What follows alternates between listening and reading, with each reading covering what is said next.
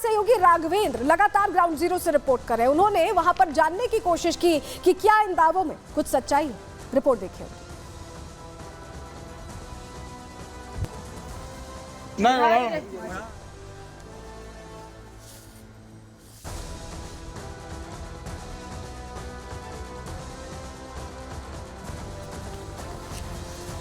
तो राघवेंद्र की रिपोर्ट हम आपको दिखाएंगे, लेकिन हमारे सहयोगी राघवेंद्र सीधे हमारे साथ जुड़ गए हैं। पहले उनके पास चलते हैं। राघवेंद्र, आपकी हमने अलग अलग रिपोर्ट्स देखी हैं, दर्शकों को दिखाई है कि कैसे मांद यहां बनी हुई है, वो पानी से भर गई है और ऐसा मान रहे हैं एक्सपर्ट्स कि क्यों अब उनके पास रहने की जगह नहीं भेड़ियों के पास, और यही वजह कि वो आबादी का रुख कर रहे हैं, आबादी वाले इलाकों में जा रहे हैं। राघवेंद्र, बिल्कुल, देखिए वो आबादी की ओर निकल चुके हैं। जिस तरह से 50 से 60 हमले हुए हैं, लगभग 55 लोग घायल हुए हैं, 10 लोगों की मौत हुई है, तो कहीं न कहीं ये जो भेड़िए हैं वो आबादी की ओर रुख कर चुके हैं। अभी मैं आपको एक अपडेट दे रहा हूं। मैं इसमें पचदेवरी गांव में, जहां पर आदमखोर भेड़िया घेरा गया है, वन विभाग की टीम और जो एक्सपर्ट की टीम, वाइल्ड लाइफ की टीम और जो निशानची आए हैं, यानी जो निशानेबाज आए हैं, उनके साथ एक टीम गई है। ये मैं आपको दिखाना चाहता हूँ कि ये देखिए एक नदी है, ये एक सहायक नदी है जो बहुत ही लंबी है। सहयोगी सचिन से कहूंगा कि आप दिखाइए कितनी लंबी ये नदी है, ये दूर दूर तक नदी है। और ये जिस जगह पे मैं खड़ा हुआ हूं, नदी के इस पार बस्तियां हैं में, और हमारे लेफ्ट हैंड में ये नदी के उस पार यहाँ पर घना जंगल है, और उस जंगल में लोग रिस्क पे जाते हैं।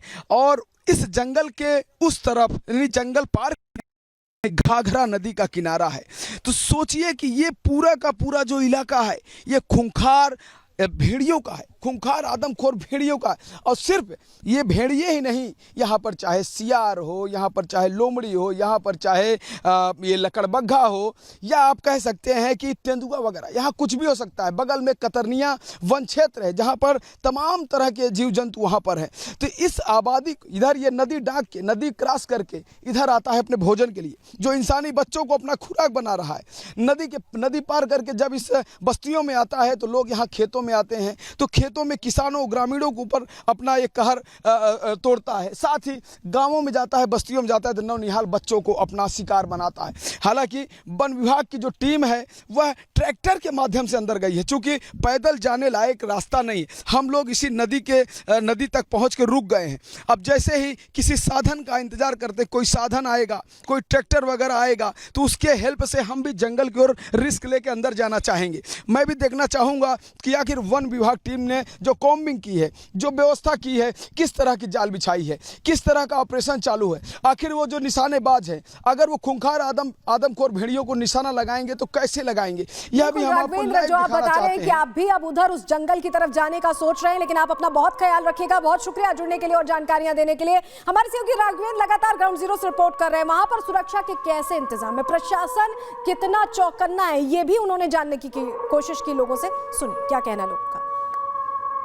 ये किशन का घर है। अगर आज ये दरवाजा होता तो शायद किशन की जान बची रहती, लेकिन प्रशासन एक्टिव हुआ। और आप देखिए, जिस घर से किशन को, यहीं पे इनके माता पिता से मैंने बात किया था, ये वही कमरा है, ये वही कमरा है जहां पर किशन अंदर लेटा था अपने माता पिता के पास, और यहीं से भेड़िया खींच के लेके गया था। आज इस कमरे में प्रशासन ने दरवाज़ा लगा दिया। देखिए, बच्चे के पिता हैं, ये बताइए अगर आज ये दरवाज़ा होता तो क्या किशन की जान चली जाती? हो सकता है ना जात, लेकिन मजबूरी कारण ना लग रहा है।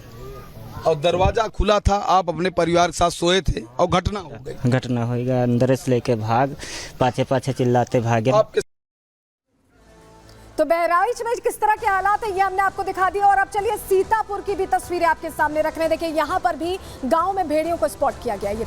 ये तस्वीर आप देख रहे हैं, गोल घेरे में यहाँ भेड़िए स्पॉट किए गए हैं।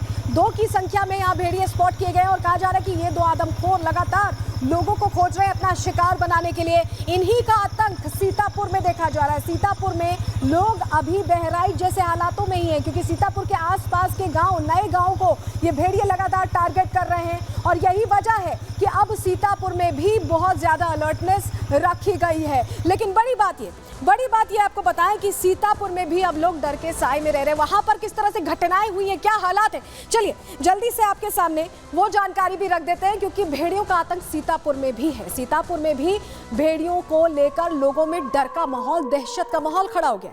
ग्रामीण रात रात जाग कर यहाँ पहरा दे रहे हैं, क्योंकि रातें सबसे ज्यादा यहाँ पर मुश्किल से बीत रही हैं। रातों में ही सबसे ज्यादा हमले हो रहे हैं। भेड़िए कई बच्चों पर यहाँ हमला कर चुके हैं। शिकारी भेड़िए कई मवेशियों को उठा ले गए। ग्रामीणों का आरोप है कि वन विभाग मदद नहीं कर रहा है, व्यवस्था नहीं मुहैया करा रहा है। हमले बढ़ने के बाद वन विभाग ने हालांकि यहाँ भी कॉम्बिंग शुरू कर दी है। तो सीतापुर की हमने तस्वीर आपको दिखाई। और चलिए कौशाम्बी की बात कर लेते हैं। कौशाम्बी में भी, पूर्वी उत्तर प्रदेश में भी अब ये बढ़ते जा रहा है ये भेड़ियों का आतंक। ये देखिए कौशाम्बी की तस्वीर देखिए। चोटिल शख्स को आप यहाँ देख रहे हैं जिसे घायल किया है भेड़िए ने हमले में। और तस्वीर आपको दिखा रहे, देखिए ये गांव के बाहर भेड़ियों ने ठिकाना बनाया हुआ है। ये आप जो तस्वीर देख रहे हैं, लोग लाठी डंडा लेकर पहरा दे रहे हैं।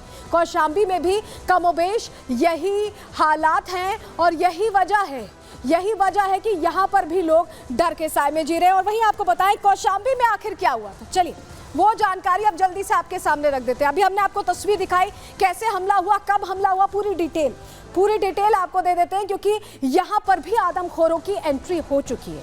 कौशाम्बी के मंझनपुरा में भेड़ियों के हमले देखे गए।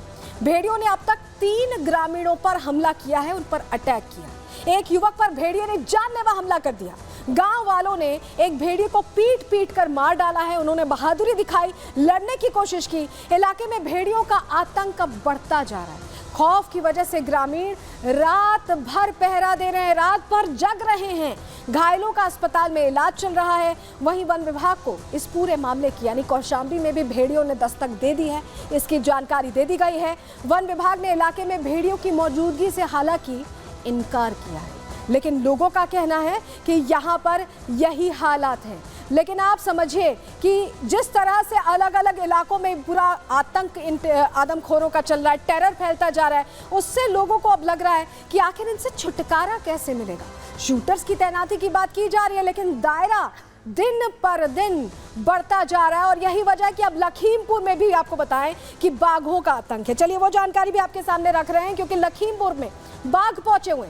लखीमपुर के महेशपुरा वन रेंज में बाघ का खौफ है। बाघ के खौफ से किसान खेतों पर नहीं जा पा रहे हैं। बाघ ने आखिरी हमला एक किसान पर ही किया था, और यही वजह है कि किसान अब डर रहे हैं खेतों का रुख करने से। आदमखोर बाघ वन विभाग की पकड़ में नहीं आया है। वन विभाग ने बाघ को ट्रैंकुलाइज करने की परमिशन ली है। अनुमति मिलते ही वन विभाग ने कॉम्बिंग भी शुरू कर दी। वन विभाग की टीम इमलिया धरधनिया में कॉम्बिंग कर रही है। वो इलाके हैं जहां पर बाघ को स्पॉट किया गया था। ट्रैंकुलाइजेशन के लिए पीलीभीत से टीम भी पहुंच चुकी है। पीलीभीत टाइगर रिजर्व से स्पेशल टीम पहुंची है। बाघ को पकड़ने के लिए 4 पिंजरे भी लगाए गए, यानी व्यवस्था तो पुख्ता है, लेकिन अभी तक बाघ पकड़ में नहीं आया। गांव की निगरानी के लिए 24 कैमरे भी यहां पर लगाए गए हैं, क्योंकि ऐसा ना हो कि बाघ पहुंच जाए। और यही वजह है कि इसको लेकर अब और ज्यादा मुस्तैदी बढ़ती जा रही है।